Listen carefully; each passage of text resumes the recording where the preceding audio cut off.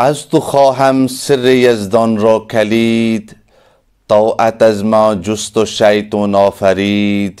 زشت و ناخوش را چنان آراستن، در عمل از ما نکویی خواستن. از تو پرسم این فسون سازی که چی، با کمار بدنشین بازی که چی. مشتکاک و این سپهر گرد گرد، خود بگویی زی بدش کاری که کرد. کار ما افکار ما آزار ما، دست با دندان گزیدن کار ما. السلام علیکم۔ یہ نظم ڈاکٹر علامہ اقبال کی شہرۂ آفاق تصنیف جاوید نامہ کے حصہ دوم سے ماخوذ ہے، جس کا عنوان در حضور شاہ ہمدان ہے۔ اس نظم کے پہلے حصے میں ڈاکٹر علامہ اقبال شاہ ہمدان سے زندہ رود بن کر کچھ سوالات کرتے ہیں۔ میں تو اس سے اس راز کی کلید چاہتا ہوں کہ اللہ تعالیٰ نے شیطان پیدا کر کے ہم سے اطاعت کا مطالبہ کیا، دنیا کو برائی سے پرکشش بنایا اور ہم سے نیک اعمال کا مطالبہ کیا۔ میں تو اس سے یہ فسوں گری کا سوال کرتا ہوں کہ کمار بدنشین کے ساتھ کھیلنے کا کیا مطلب ہے؟ یہ مٹھی بھر مٹی اور یہ گول گول آسمان، تو ذرا خود بتا کہ جو اس نے یہ کام کیا کیا یہ اس کو جچتا ہے؟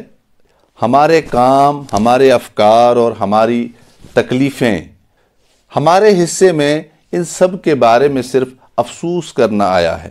نظم کے اس حصے میں زندہ رود شاہ ہمدان سے تخلیق شیطان کے بارے میں سوالات کرتے ہیں کہ ایک طرف تو اللہ تعالیٰ نے شیطان بنایا اور اس دنیا کو بھی بڑا رنگین اور دلکش بنایا، اور دوسری طرف ایک انسان سے نیک اعمال کا مطالبہ کیا، ایک انسان کو نیک اعمال کرنے کا حکم دیا اور اس سے احکام کی پابندی کا تقاضا کیا گیا، جو کہ اس دنیا کے اندر رہ کر ایک انسان کے لیے کوئی آسان کام نہیں ہے۔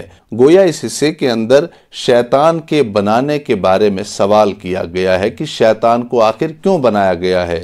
اس بات کا اظہار ڈاکٹر علامہ اقبال کے ایک اور شعر سے ہوتا ہے کہ صبح ازل سے انکار کی جرأت ہوئی کیوں کر، مجھے کیا خبر کہ یہ رازداں تیرا ہے یا میرا۔ یعنی شیطان کا بنانا، اس میں کوئی حکمت چھپی ہوئی ہے، ہمیں معلوم نہیں کہ اس میں اللہ کی کیا مشیت ہے، شیطان کو کیوں بنایا گیا، آخر اس کا راز کیا ہے، یہ تو اللہ کے سوا کسی کو معلوم نہیں ہے۔ البتہ جو قرائن سے ہمیں معلوم ہوتا ہے کہ شیطان انسان کی آزمائش کے لیے بنایا گیا ہے، یعنی انسان کو اس پرکشش دنیا کے اندر رہتے ہوئے اللہ کے احکام کی پابندی کرنی ہے، ان تمام چیزوں سے انسان کو کنارہ کش ہونا ہے جن سے اللہ تعالیٰ ناراض ہو جائے، اور وہ ساری چیزیں کرنی ہیں جن سے اللہ تعالیٰ خوش ہو جائے۔ اگلی ویڈیو میں انشاءاللہ نظم کا دوسرا حصہ پیش کیا جائے گا۔